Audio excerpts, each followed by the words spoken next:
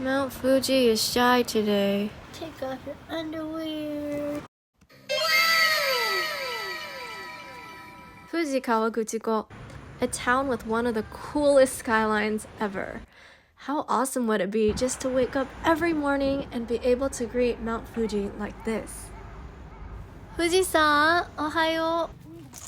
But autumn brings its own special magic into town, so let's go on a fall adventure. And if you want to come here for real, I'll be dropping tips along the way so that you have the best time possible here. Our first order of business today is to walk. Actually, my first stop is Momii Corridor, but there is plenty to see on the way there. Beautiful views and clusters of candy apple red trees line the shore. From Kawaguchiko Station to Momii Corridor is an hour-long walk, and the views make it worth it. But there's another reason why I chose to walk. This brings me to tip 1. Don't come on the weekend. Followed by tip 2. If you have to come on the weekend, don't take the bus. Typically, the bus is 100% the way to go. Cool anime bus! No transfers, perfect for naps, cheaper, outlets. But on a beautiful fall weekend, not only is the traffic into Kawaguchiko horrendous, but so is the traffic inside the town itself. So if you're coming on the weekend like I did, take the train in and walk around town. Now is the time for me to confess this video is actually composed of footage from 2 different trips.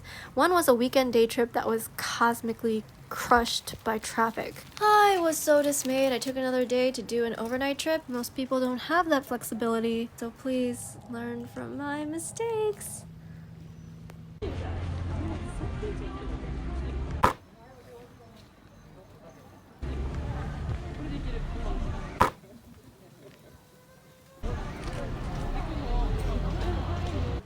Momii Corridor is the main attraction for fall at Kawaguchiko.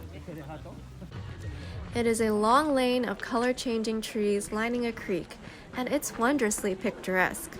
There's a light-up event at night, and the red maples look especially striking under the lights. A small festival is at the venue, with food vendors and even some arts and crafts booths. The trees were in various stages of ripeness, so there's a decently long window of time to catch peak. It definitely attracts quite the crowds.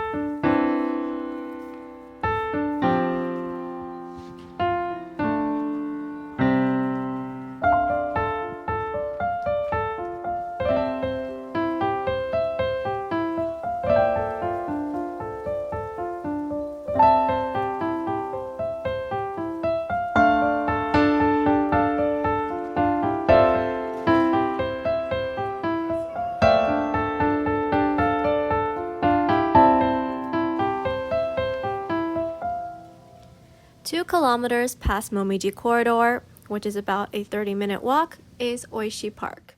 This is a nice spot to take a break, have a snack. It's a little chilly for ice cream, but they just had so many interesting flavors of soft serve and I couldn't resist. Kawaguchiko is in Yamanashi Prefecture, which is famous for growing muscat, which is the flavor I chose. And this is a good time for tip 3. The most important tip, check the weather before you come. It's pretty much not worth it to come all the way out here if Fuji-san is hidden by clouds. That's why, if possible, it is good to build in some flexibility in your itinerary to maximize your chances of placing your trip on a sunny day. This hotel is so creepy. Why is no one here? Oh gosh. Room tour time! So there's a genkan, and I wasn't supposed to even wear street shoes inside this entire hotel. Okay, that's my towel. Oh, this towel is so thin. Okay. There's a bathroom. Classic bathtub. Some mismatched amenities. And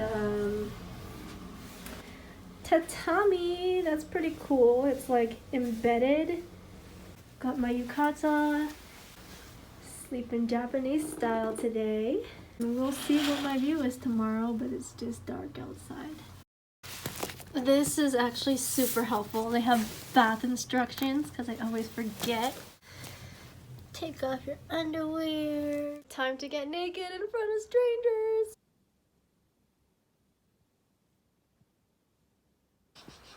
So I talked to the hotel manager at breakfast, which was great, by the way. And he said there were only 6 guests at the hotel last night, and they were all for business. And I had the outdoor bath all to myself. I didn't even have to get naked in front of strangers. It was great.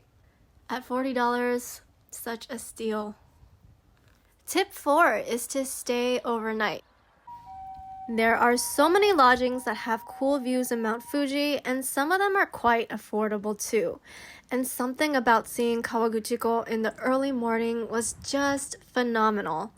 I would highly recommend not rushing from site to site, and doing an overnighter is so relaxing and enables you to just absorb the quiet of this small town in peace before more tourists come rushing in.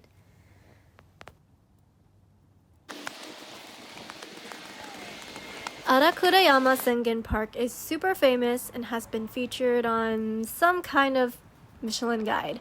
The manager of my hotel was super proud of it and said that in the spring with cherry blossoms, the view is unbeatable. Well, here in the fall, the only reason why I wasn't as impressed was because I seem to have missed peak at the top, but the view is still pretty dang cool and honestly very iconic. Mount Fuji seems to be a little bit shy again today. Tip 5. How to find peak. Though I missed the mark on this site, I'm pretty satisfied with the state of the leaves as a whole in this trip, and it's all because I used the Japanese weather agency forecast. I will link the forecast in the description below. I have found it to be really reliable all over the nation, as you can see from some of my previous videos. Last and honestly the least is Momii Tunnel, not to be confused with Momii Corridor. Momii Tunnel is not actually a tunnel of red maples, but it's a photo spot that supposedly frames Mount Fuji in a tunnel of red leaves.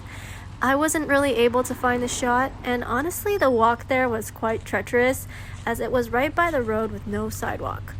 It's not really worth the journey, but I did, however, see a really cool rainbow tree.